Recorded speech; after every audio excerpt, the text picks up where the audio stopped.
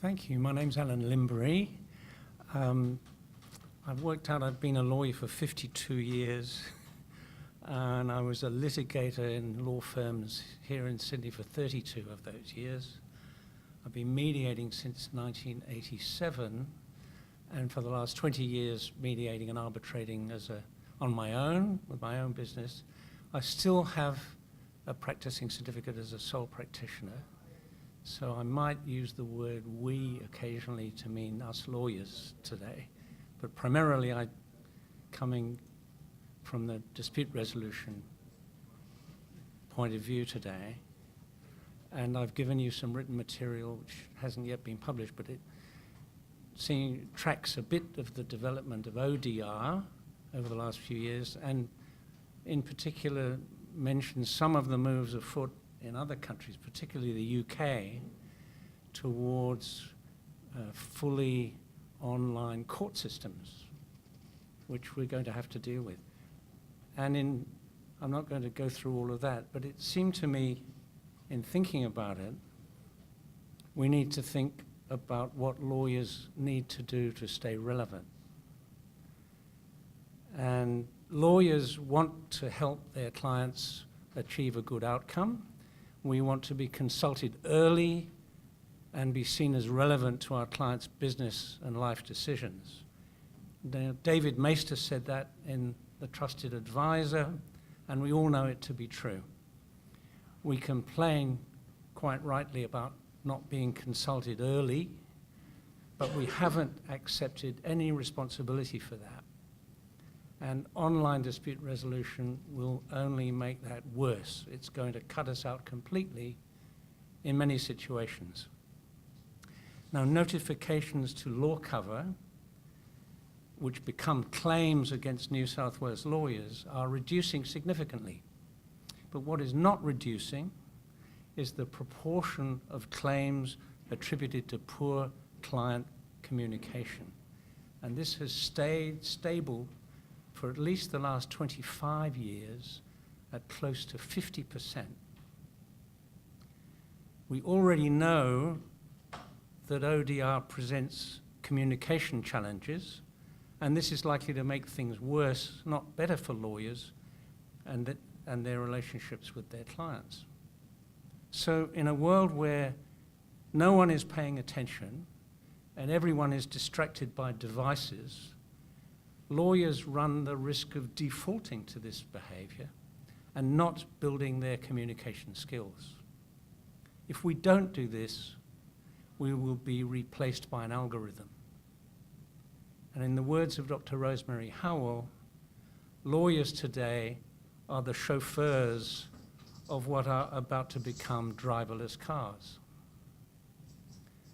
And while ODR seems to be an unstoppable force, the profession needs to think more strategically about it, not just for lawyers' self-interest, but in the interests of our clients. Some points are doing the right thing for the right reason. Now, ODR has gained a lot of traction because it fits the cheap and quick model, and we're paying a huge price for selling ADR in general and ODR in particular as cheap and quick. Instead, the focus needs to be on a good outcome for our clients. We need to be efficient, but we also need to be effective. And sometimes that is not cheap or quick, but it does produce enduring solutions which have better value. So what we offer that software cannot is wisdom and judgment. And lawyers need to admit that we have hijacked mediation. The drive to an evaluative process has killed the promise of mediation and also made it easier for ODR processes to be introduced without consideration of whether the circumstances are appropriate. So ODR clearly has a role, but it needs to be a situation-specific choice. Where valuable business relationships are at stake, for example, parties often need to talk face-to-face to investigate what their relationship means and how it might be restored. And if, as Malcolm Muggeridge said, and as I believe, no dispute is about what it's about, the risk of ODR is that it may be used to address only the symptoms. The problem will remain obscured and unresolved unless we lawyers concentrate on ascertaining and addressing our clients' real interests and using ODR as a means to that end.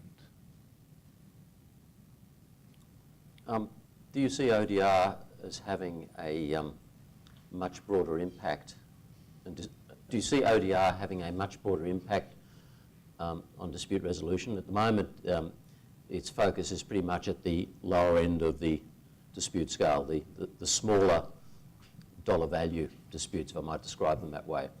To put it bluntly, do you ever see it heading up towards the Supreme Court or the Federal Court? I do, and I've pointed in my written material to the way in which those suggestions are being made in the UK.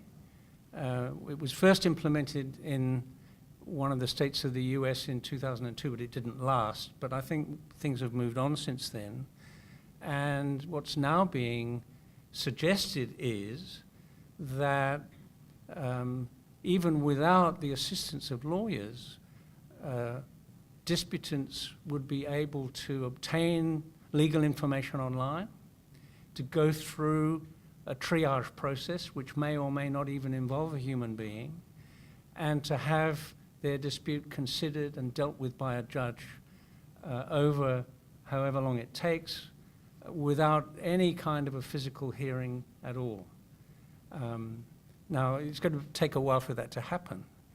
And the interesting thing about ODR, I think, is that just as ADR is taking hold through generational change, particularly graduates from law school who are actually being taught negotiation and ADR these days, so ODR is also going to be a matter of generational change. So those two concepts are both going to take generational change. But when you think about it, it took equity, I think, 65 years between the appointment of the first Chancellor and the decision of the Attorney General in the UK that equity overrides the law. And we've only been going in the modern era for about 30 odd years at ADR, so we shouldn't be too impatient. Questions?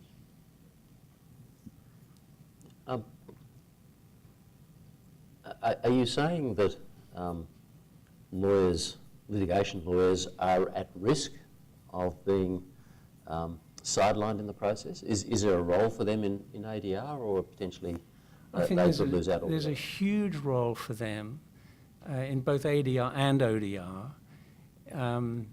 I think the way Sir David Ryder put it in his lecture this year was to look at the court litigation as a problem to be resolved rather than as an issue to be determined. So just as when we go to the doctor, we're expected to say how we feel and what's wrong with us, when we go to a lawyer, we're expected to say who did what to whom, and the lawyer is listening for whether you have a good cause of action or a good defense. We need to think more about what's it really all about. What are the real concerns of the client? What are their real interests? Do they actually need to litigate this, or is there some other way of dealing with it? So if we can turn our litigators into dispute resolvers, there'll be a very important place and very important role to play. And do the universities have any part to play in this? Any part to play in it? Do the universities have any part? I think universities have a huge part to play in it. It's good to see, and I'm participating with my wife in teaching ADR and commercial mediation at New South Wales and Melbourne University, and negotiation, none of which were taught when I went through law school. So the kids coming out of law school are actually going to be asking the why question. Let me give you one example, and I think you might have heard it already, Gary. There was a patent dispute where infringement and validity were an issue. And each side had spent $500,000 getting to where they were when they had the mediation, with about an expected $300,000 each to spend before even a first instance decision. And there were patent attorneys and lawyers everywhere. The inventor revealed that when he started all of this, he thought the defendant was going to come into his sector of the market. The defendant wasn't interested in that sector of the market. It wanted to be in a totally different sector. So they emerged with a license agreement between them which had geographic restrictions, which are permissible under our competition law. The patent remained on foot to protect them both against the rest of the world. They could have done that $1 million earlier if they'd been asked the why question. And that's where I see the role of lawyers today. Now, that doesn't necessarily mean that all cases are going to be resolved by some creative solution. I used to do a lot of defamation work for Consolidated Press when Frank Packer was involved. You can see how long ago that was. He would litigate every defamation case brought against Consolidated Press. And even when he was told, but this person is completely innocent, you've defamed the wrong person, his instructions would be fine. It took me years to work out his interest was sending a message to the rest of the world, don't even think about it. Any questions? Yep. One of the advantages, it seems to me, of ODR in particular is it's the ability to use it across geographical problems, so regions, states and internationally. I just wonder if you've got any comments on the technology that's needed to do that and how that's progressed over recent years? Yes, well, my early experiences of email were that almost every communication would be misunderstood. And I had one once between a UK bank and an Australian. I met the Australian briefly. We had thereafter email communication, which was no problem. Every communication I sent to the man in the UK and he sent back to me were misunderstood by the recipient until it so happened I was over there and we had lunch one day. From then on, we understood each other. So it's prone to misunderstanding.